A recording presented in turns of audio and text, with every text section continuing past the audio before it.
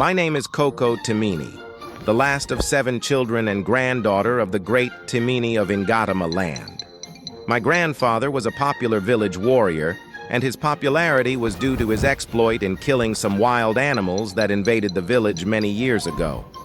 While many men in the village ran away, he stood his ground, killing the strange-looking, lion-like animals one after another. His boldness stirred other men up, and they returned to join him. Eventually, they were all killed, but right before their eyes, they all seemed to vanish. Among my father's children, I was known for being hyperactive and stubborn. My grandmother claimed it's a trait that I inherited from my grandfather, and this has often led me into trouble. One day, during a visit to our village, my grandfather took all of us on a tour of the ancient warrior structures. At a crossroads, he turned right, expecting us to follow, but my restless spirit pulled me left, down a bushy path. Despite my grandfather's urgent calls to return, I laughed and sprinted away, spurred on by the thrill of disobedience.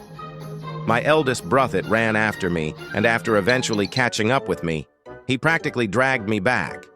I was expecting my grandfather to scold me, but instead of scolding me, he held my hand firmly as we walked down the path he was on and told us a chilling story about an ancient warrior who vanished along that left path, making it a place that everyone in the village feared. They nicknamed the left path to be the way that led to the land of the wicked spirit. 2 days later, the thoughts of what my grandfather said came to my mind. I just couldn't shake the curiosity off. Something about that path called to me, and like a magnet, it seems I am been pulling in. I took my time one day and slipped away from the house, heading down the overgrown road again. The further I went, the louder the sound of rushing water became, until I emerged at a clearing by a river facing an old, abandoned one-story building just by the riverside. Excitement bubbled inside me as I dashed towards the entrance. I was not afraid at all.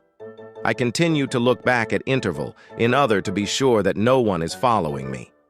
As I walked in, the wooden structure that adorned the entrance door, the walls and the passage, with lots of intricate designs, was all covered in thick cobwebs. It signified that nobody had been there in a long time. I wandered through the rooms, each filled with more cobwebs than the last. Oddly, I wasn't afraid. I felt a strange sense of familiarity, as if I'd been here before. In the final room, I found myself facing 3 ghostly figures, each holding an open book. The one in the center seemed to speak, though I couldn't understand the words. Immediately after his speech, the room vanished, and I was in a strange land under a giant clock showing 10 minutes past 10. Birds circled overhead and in front of me. The whole scene changed again, and in front of me was a beautiful dark-skinned woman was chained to the clock. Something told me to stay back, and just as I hesitated, I was back in the room with the ghosts. Fear finally gripped me, and I fled, racing through the maze of rooms and out into the open air. For days, I was haunted by what I'd seen. Was it real, or just a dream? Despite my fear, the memory of the chained woman gnawed at me. I had to know more. I got my chance during a village festival when my family left me at home with my ailing grandmother. As soon as she fell asleep, I slipped away and made my way back to the mysterious house. This time, I headed straight for the room with the 3 ghosts. They seemed to be waiting for me. The ghost on the right spoke, and once again, the world changed around me. This time, I was standing on the edge of an active volcano, molten lava flowing all around.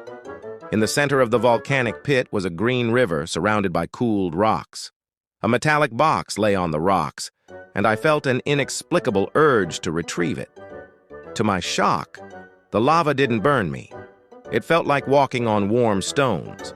I grabbed the box, and just as suddenly as before, I was back in the room with the ghosts. Terrified, I dropped the box and ran, not stopping until I was back home, safe by my grandmother's side. I told myself I'd never return to that house, but deep down, I knew it was a promise I couldn't keep. The adventure wasn't over, and I could feel the call of the unknown, stronger than ever. Few days later and went back and got the shocker of my life.